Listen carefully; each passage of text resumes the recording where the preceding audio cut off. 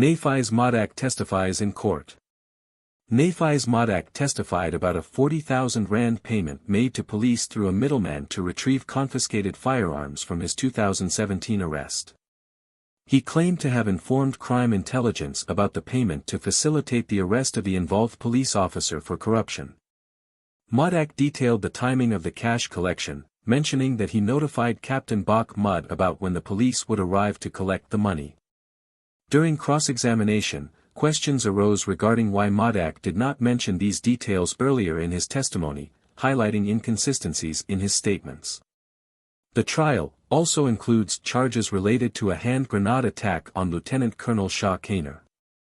Nafiz Modack, an alleged Underworld boss, testified in court about the extensive security measures he took, including traveling in bulletproof vehicles with 15 to 20 bodyguards due to threats on his life.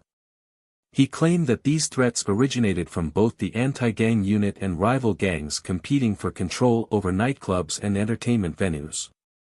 Modack and 14 co-accused individuals face over 100 charges, including corruption and involvement in the murder of anti-gang unit investigator Charl Kinnear. During his testimony, Modack revealed that he filed criminal charges in 2019 against Colonel Charl Kinnear, who was investigating him for fraudulent gun licenses and was later murdered in September 2020.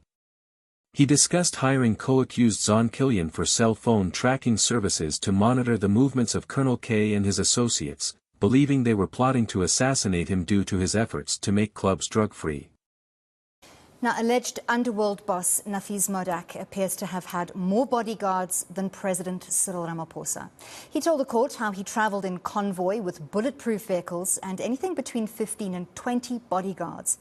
This, he says, is because of the threats on his life by members of the anti-gang unit, as well as his Underworld rivals vying for control of security in nightclubs and entertainment establishments. Modack and 14 co-accused face over 100 charges relating to various crimes, including corruption, the murder of anti-gang unit investigator Charl Kinnear, and gang-related activities. Aisha Ismail tells us more. It's day 3 in the witness box for alleged Underworld boss Nafiz Modack. He's told the court about a plot by the anti-gang unit and his rivals in the Underworld to kill him.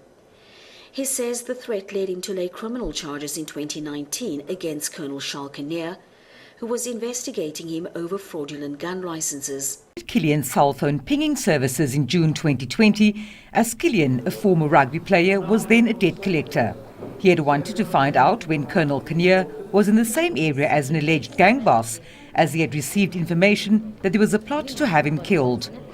Myself and him had a conversation, my lord, regarding the cops that's against me or planning against me, my lord. The details was, my lord, he must find and trace Colonel Kinnear and Jerome Boyson together, my lord, which I will use for evidence against my case against them, my lord, against Colonel Kinnear, my lord. The case I opened in 2019, my lord. 395 for 2019, my lord. Extortion, corruption, and defeating the end of justice, my lord. I got information, my lord, that two of them was planning to assassinate me, my lord. For the reason, my lord, for taking the clubs and making it drug-free, my lord. Modack told the court that in his understanding, it was not illegal to have someone's location pinged. He further testified that he only specifically asked Killian to ping Kinnear on a few occasions, once being when his brother was arrested and police did not want to disclose where he was. The court had previously heard that Kinnear's cell phone had been pinged over 2,000 times, including on the day he was shot and killed. I received a call from Bruce Hendricks, my lord. And he said to me, "Did you hear Colonel Kinnear was taken out, my lord?" I asked him, "What did he mean by that, my lord? If he was removed from AGU to Sea Point, my lord?" He said, "No."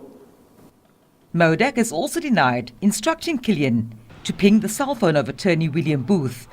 Booth survived a shooting outside his home in April 2020. 3 people were sentenced in connection with the attempted murder after entering a plea agreement with the state. Modack is expected to continue testifying on Tuesday.